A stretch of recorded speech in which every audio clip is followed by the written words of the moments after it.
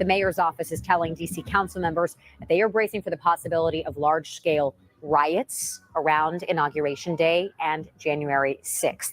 News First Mark Seagraves was in that briefing. He joins us live near the Ellipse with that story. Mark. Yeah, good evening. You can take a look over my shoulder and see that the stage is set for the vice president's speech. Thousands of people, you said, have been in line since early this morning filing in. Originally, they were anticipating about 20,000 people here. That shifted to about 40,000 as the estimated total. Then this morning, Chief Pamela Smith told reporters it could be as many as 50,000 people down here on the Ellipse for this event tonight. All, as you said, as the district is preparing for more large-scale events like this over the coming months. Fencing surrounded the Ellipse this morning in preparation for tonight's event. At the same time, just blocks away, D.C. Assistant City Administrator Chris Rodriguez was briefing the D.C. Council on security preparations for Election Day through January 6th and Inauguration Day, telling lawmakers D.C. is bracing for the possibility of, quote, large-scale riots and civil unrest. Rodriguez also told council members they are preparing for historic crowds in D.C. on Inauguration Day, no matter which candidate wins. D.C. Police Chief Pamela Smith briefed reporters this morning. She said her officers are ready for all the different events taking place today, as well as the coming months. I want to assure you that the Metropolitan Police Department and all of the D.C. government agencies continue to prepare for these events. The Metropolitan Police Department supports individuals peacefully exercising their First Amendment rights. But I want to be very clear. We will not tolerate any violence of any kind. We will not tolerate any riots. We will not tolerate the destruction of property. We will not tolerate any unlawful behavior. Offenders will be arrested and will be held accountable. Now you're taking a look down Constitution Avenue by the White House with this road completely shut down for as far as you can see. And then take a look over here on the lawns of the Washington Monument. This has been set up with speakers and screens for an overflow audience here tonight. Now, again, in the comments from the Assistant City Administrator and the Chief of Police, this is the first time that both of them have used the word riots when describing what they're preparing for as we get closer to January 6th and Inauguration Day. That is notable. As for the mayor tonight, she will be both attending here at 7 o'clock, the vice president's speech, and then she will head over toward DuPont Circle at 9 o'clock for the high heel race. That's the latest down here at the Ellipse. Mark Seagraves, News 4. All right, Mark, live for us this Thanks, afternoon. Mark. Thank you, Mark. Happening in the district right now, businesses in downtown D.C. are gearing up and boarding up ahead of the election next week.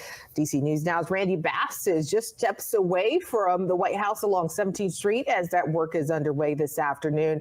Randy, what are you seeing right now? Obviously, we can see the boards there. How are people reacting to this? Yeah, hey there, this popular 17th Street McDonald's totally boarded up, and it's not the only business here along 17th Street that's gearing up and getting ready for the election. People we talked to today were surprised to see these businesses boarded up so early, all in anticipation of the election in just a few days. Employees here at these businesses tell us the election is the reason behind the boards, and work to board things up started earlier today. This week, we heard from D.C. Police Chief Pamela Smith. She said riots of any kind, violence of any kind, property destruction will not be tolerated, and the department is prepared to respond if anything happens. This week, both Chief Smith and the D.C. Council say there are not any known credible threats at this point. People we talked to passing by today were surprised to see these businesses boarding up so soon. Well, I think it's terrible that it has to be done because, you know, nobody wants it, and I don't think it should be necessary. But, well, maybe regarding the past, it could be necessary. So I understand that they do it, but I feel sorry that it has to be done. Again, Police Chief Smith and the council saying no known credible threats this week. However, the police department is ramping up its presence citywide through the election. At this point, not clear how long these boards will stay up. Live on 17th Street, I'm Randy Bass, DC News Now.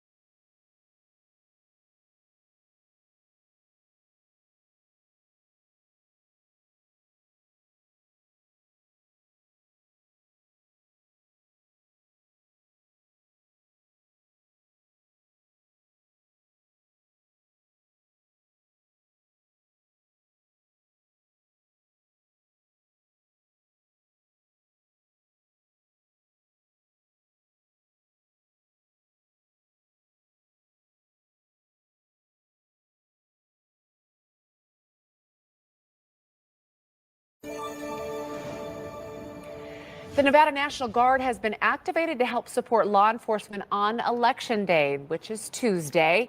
That announcement coming from Governor Joe Lombardo. 60 members of the National Guard will be on standby to support law enforcement preparations on things like traffic enforcement and building security. The decision was made after consultation with election officials and state leaders and mirrors the state's routine preparation for past elections.